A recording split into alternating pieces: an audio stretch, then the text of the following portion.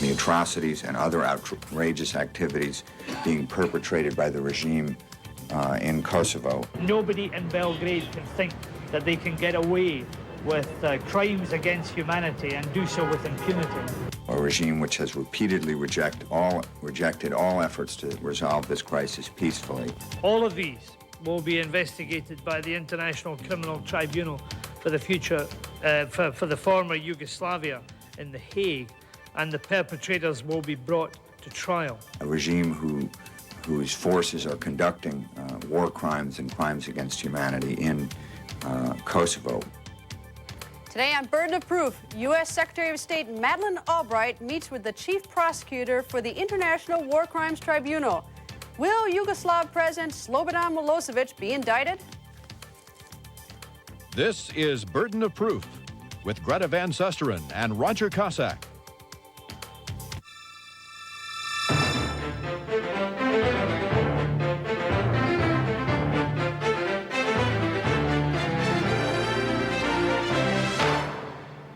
Hello, welcome to Burden of Proof. Roger is off today.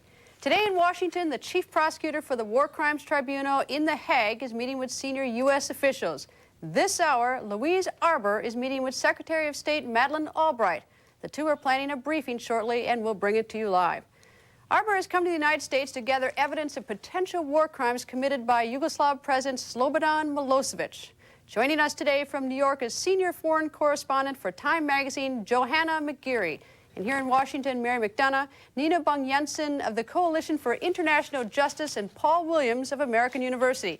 And in our back row, Quincy Riley, Steve Burton, and Zoe Phillips. And also joining us from Marina, Albania, is CNN correspondent Jane Arraf. Let me go first to you, Jane, in Albania. What information do you have about war crimes? Well, Greta, virtually everyone who has fled Kosovo into Albania has come through this border crossing.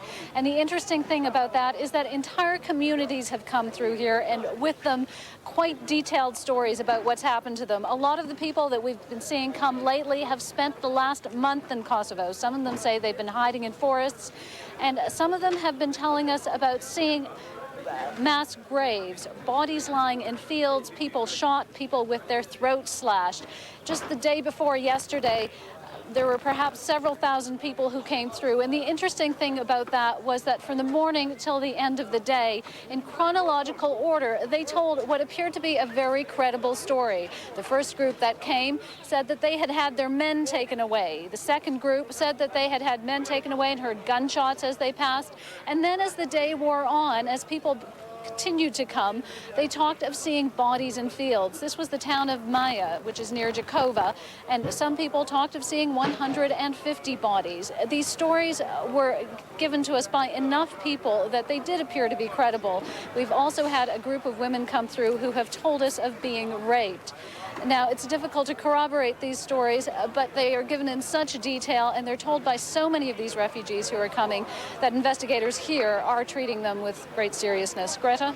Jane, are these people saying who's doing these atrocities? When they're asked, many of them don't specifically know who they're doing it, although one man told me that his neighbor came to burn down his house. I said, how did you know it was his neighbor? Because he said he was masked, and he said he recognized the voice.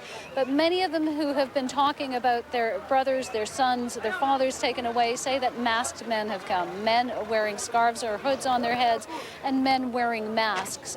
They also talk generically about the paramilitary, about soldiers, about police. They're not people they know, but they do describe them in quite great detail. Greta?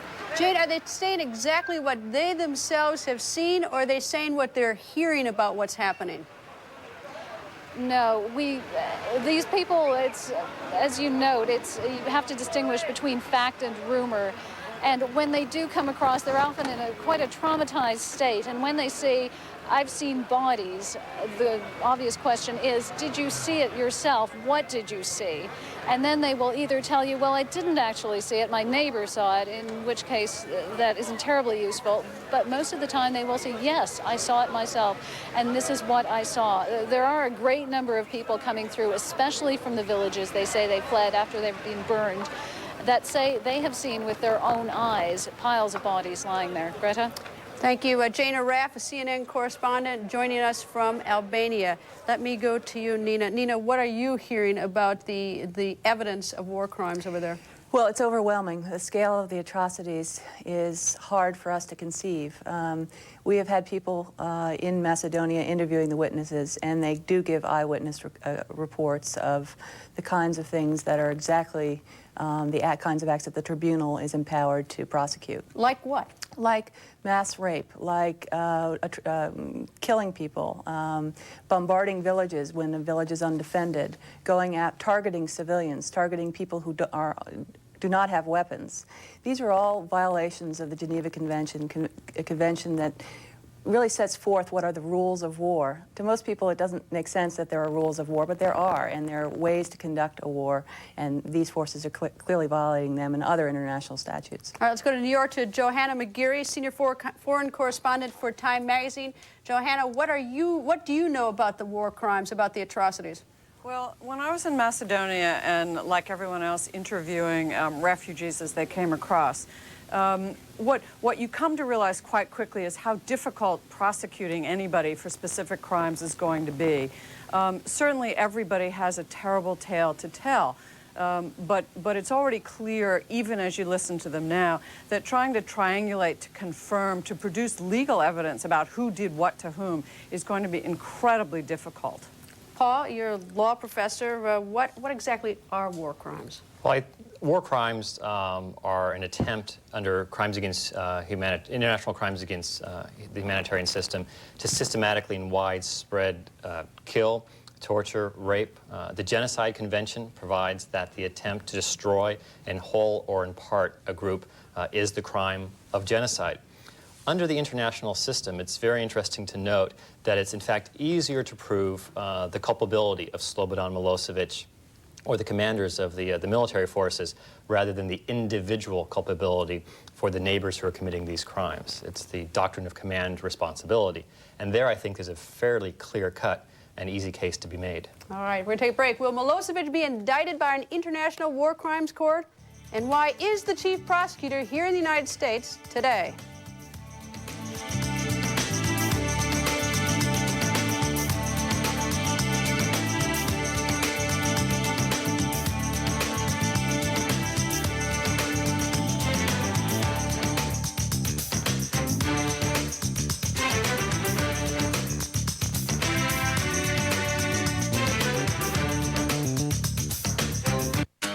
I'm an engineer, an architect, a CEO who needed, had to have notebook computers, preloaded with a powerful, easy-to-use, reliable business operating system. So I called Dell. Dell pre-installed Windows NT Workstation on custom-built Latitude notebooks. Dell pioneered this direct way of providing solutions, which is good. It's genius. Be direct. Dell. Dell notebooks use Intel Pentium 2 processors. Well, I've decided. Tonight's the night I'm gonna pop the question. So did you get the ring yet? No, I had a better idea. I wanted to get her something that says, I'm really in this for the long haul. It's a train. What? I'm making a commitment here. Call toll-free 1-877-99-TRAIN for a free train home comfort guide and learn how to choose the right air conditioning and heating system for your home. I found I was missing all sensation of sight. It was so dark underground, we had seen no light for days. What was visible, however, was the enemy. The fact that they were fighting against their better nature. For those who combine a passion for living with a passion for living. The Volvo C70 convertible. Oh man, it's early. Did they test through to the router? We're merging two totally different bank networks. Gotta work seamlessly. Seamless. AT&T says it's ready to go. Either gonna be the hero today or hiding in the John, right? Hero. Yeah. AT&T Net.working to make your business succeed. Here they come. Surprise! I made your old favorite pepperoni. candy. I can't eat that now. This can't be Charlie. I didn't take my Pepsin. I gotta wait. Then we all wait. Take my Tagamet. You could eat now. Tagamet introduces a better way to avoid heartburn. Not before, not after, now. Now you can take Tagamet right when you're going to eat and still prevent heartburn. Same old Charlie. With Tagamet, you can eat like a kid again. Absolutely the best defensive second baseman in all of baseball. He can go out there and hit 20 to 25 home runs and drive in 80 or 90. With his defensive ability, and when he hits like that, you've got an all-star caliber player. Reds at Braves, 7:35 Eastern tonight.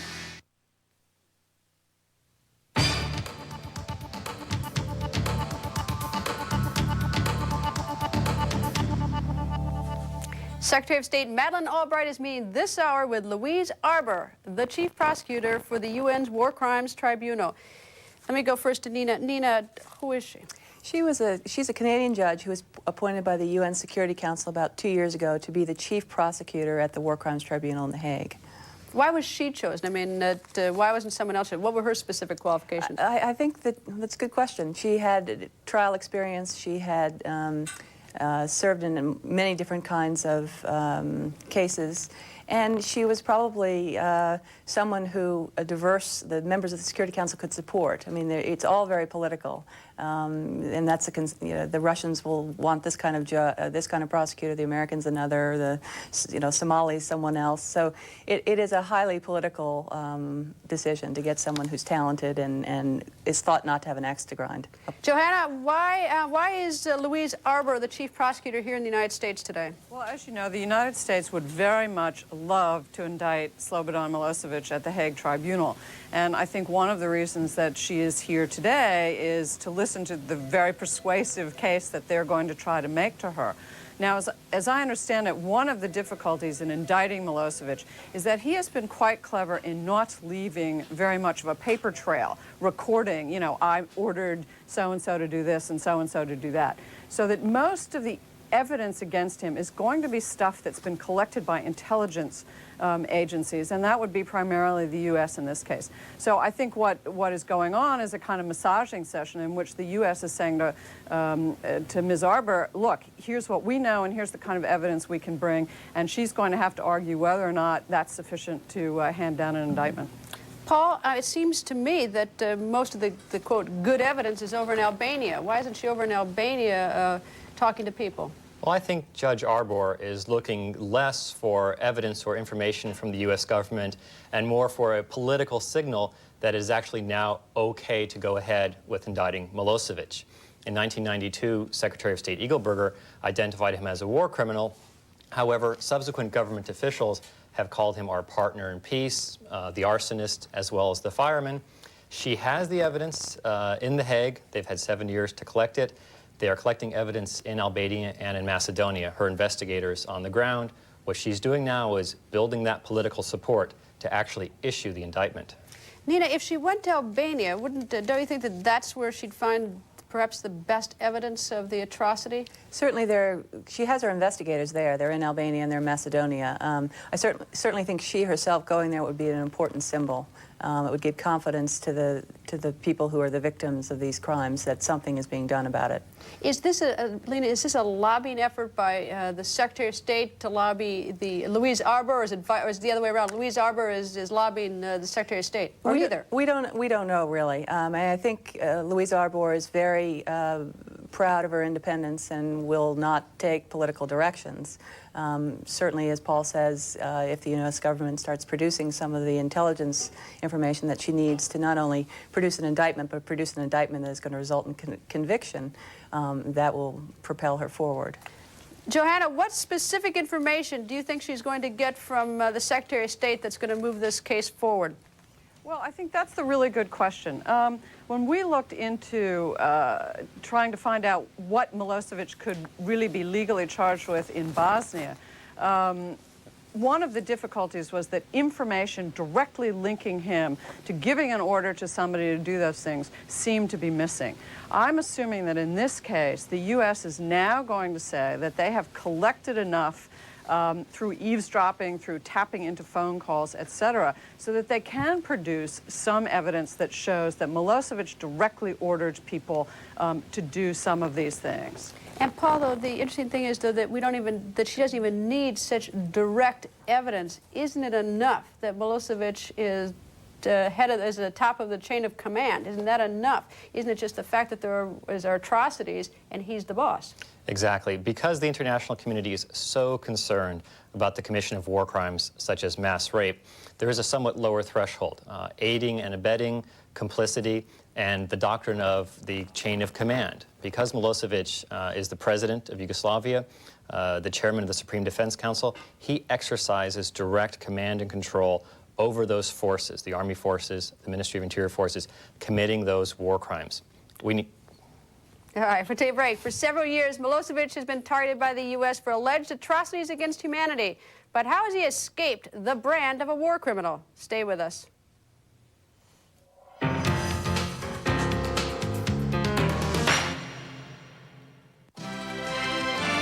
I'm Stephanie Seymour, and I'm watching you, CNN. Genius? Yeah, right, if they only knew. Chaos. So many stores, so fast. Stores aren't connected. Nobody's connected. Inventory's a mess. My suppliers are totally in the dark. Help. The AT&T people said that they'd get everyone connected in real time. That'll fix it. Maybe going public isn't so crazy. AT&T Net.working to make your business succeed. I'm an engineer, an architect, a CEO who needed, wanted, had to have notebook computers, preloaded with a powerful, easy-to-use, reliable business operating system. So I called Dell. Dell pre-installed Windows NT Workstation on custom-built Latitude notebooks. Dell pioneered this direct way of providing solutions, which is good. It's genius. Be direct. Dell. Dell notebooks use Intel Pentium 2 processors. Man, the first time I looked at a picture of me, I was like, wow, Wayne, what happened? I was fat.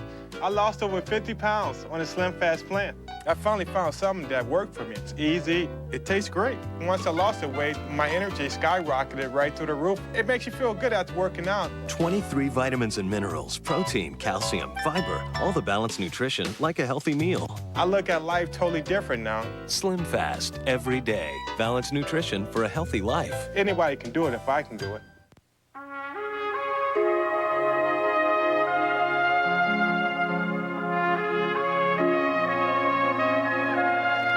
They were called Yank and GI, Swabby and Flyboy.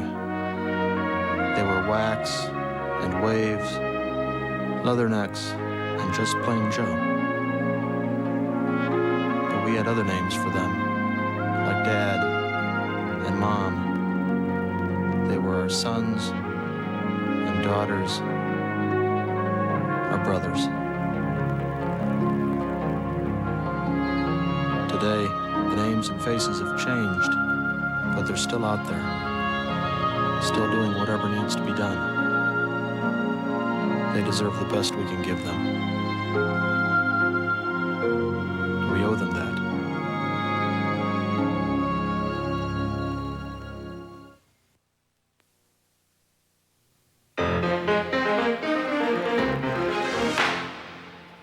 Long before NATO began rocking Belgrade with airstrikes, the United States was collecting evidence of war crimes. After all these years, how has he escaped conviction or the label of a war criminal? Johanna, let me ask you this. Is it likely that Milosevic is going to be indicted, there's indictment under seal, or there's some action on this, or is this just talk? Well, it's really hard to tell at this point. Certainly up till now, it's all been talk. For years, people have asked, why isn't Milosevic indicted for what happened in Bosnia? And there have been a lot of answers. Some of them are political, some of them are legal, so it's really hard to know exactly which carries the most weight. But we seem to have reached the point where, from at least the U.S. government's point of view, it would be very politically appealing to have an indictment against Milosevic out there.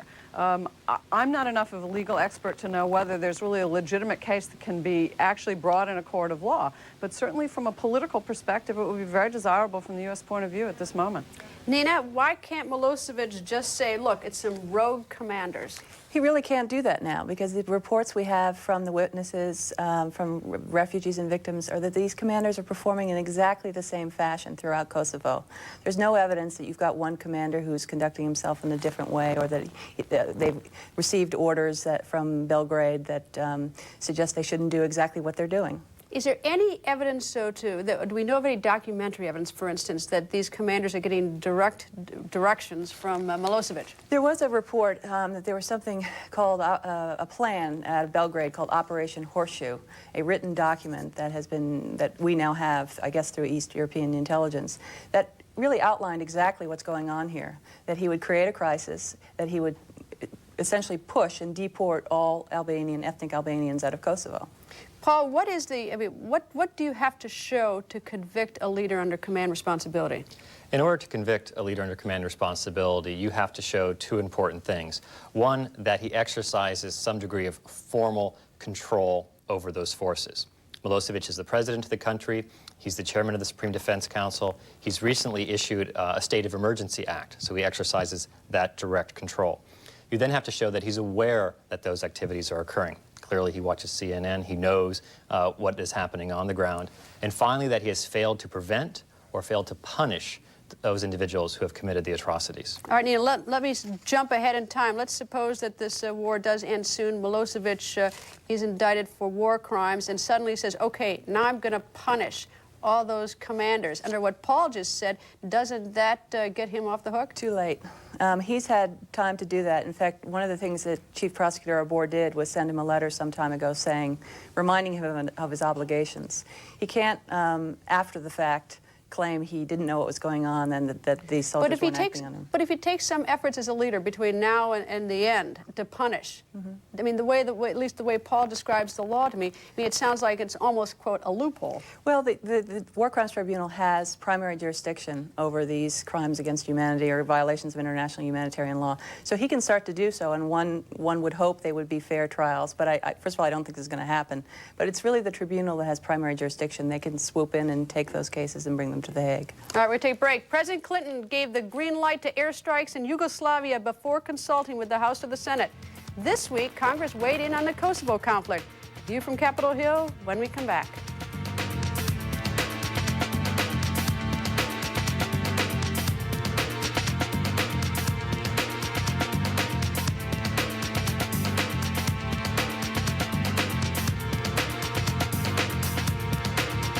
Sunday, before the attack at Columbine High, a trail of clues few seem to notice. Now a look back at the signs that may have led to the tragedy.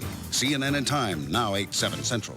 Do you suffer from low back or hip pain morning after morning? Medical experts agree a pillow between your legs could be the best solution. But what a hassle. Too big, goes flat. Introducing the Contour Leg Pillow to give you relief without the hassle. Look, no leg support can put strain on the hips, knees, and pushes your lower back out of alignment. But the Contour Leg Pillow comfortably supports, restoring natural alignment. Relax back muscles, relieve strain on hips, knees, and joints. The curve fits your leg so it comfortably stays with you all night. I've tried many other products in the past, and I was skeptical about this one at first, but it really does work. I used to have constant back pain. I was uncomfortable standing, sitting, even lying down. But since I started using the Contour Leg Pillow, my back pain is greatly improved. I used to suffer from tremendous lower back pain. The first night that I used the Contour Leg Pillow, the pain is gone. It's amazing.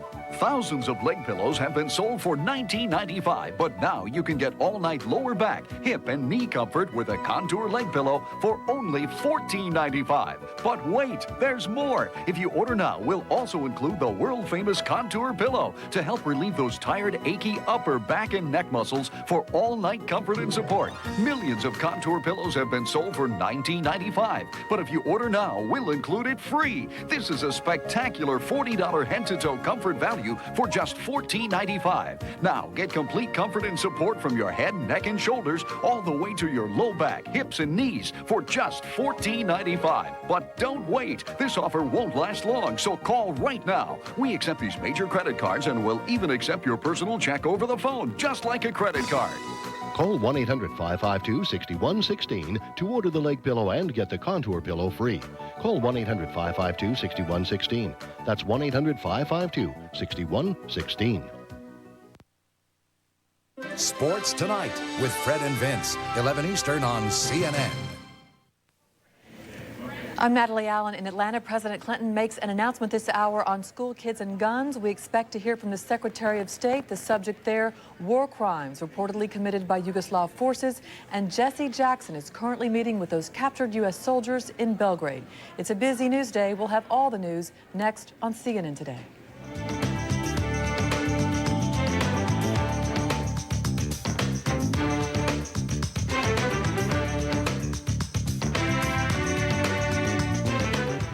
Under Article 1, Section 8 of the U.S. Constitution, Congress has the authority to declare war. This week, the House passed a resolution barring Clinton from sending ground troops without authorization from Congress. Paul, if the Constitution says Congress should have the power to declare war, well, let me back up. Are we at war? Yes, we are at war. Okay. If the Constitution says Congress has the authority to declare war, why isn't that being done? Well, most traditional lawyers would agree that this is a violation of the Constitution, the failure to actually seek a declaration of war from Congress. The difficulty here is where policy enters the scene. Serbia is at war with NATO. It's at war with the people of Kosovo. The U.S. government is staging a strategic air campaign. If they declare it war, then they have to win it. I think the U.S. government is preparing for some type of partition of Kosovo or some type of appeasement to Milosevic.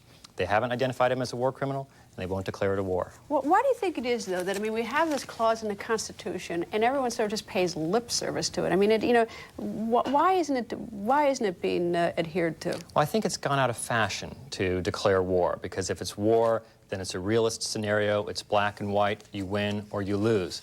The U.S. government has become more accustomed to the types of situations in Iraq, where we sort of win, or in Kosovo, where we want to keep our options open, maybe win the war, maybe appease Milosevic. We did the same thing in Bosnia with the Dayton Peace Accords.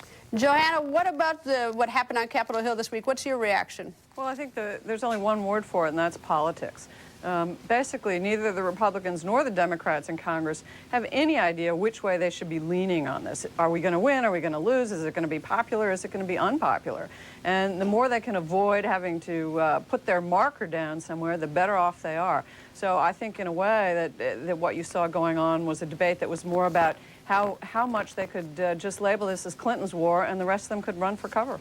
Nina, do you agree with Johanna or disagree? I don't agree it was entirely a partisan vote, and I think that Congress was sending very mixed messages, and because the very next day they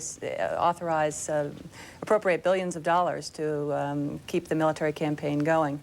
I just see that the ambivalence in Congress is really a reflection of the ambivalence in the White House. The president has not made clear exactly what he's doing here. He's not made it clear that he intends to win this war. He's actually only, as Paul said, talked about a bombing campaign. I think the American public and people in Congress want him to say, this is what we want to achieve. We are prepared to take these risks. We are prepared to take these casualties. And this is what we're going to do to win it. And what's so extraordinary is that it seems like, as has been said here, is that nobody wants to claim responsibility for the war. Congress doesn't want to follow the Constitution. The president doesn't want to force Congress into that. But that's all the time we have for now. Thanks to our guests, and thank you for watching. Colorado authorities continue to chase leads from last week's shooting. Join us at 4:30 Eastern Time for an update on the investigation and another edition of Burden of Proof. We'll see you then.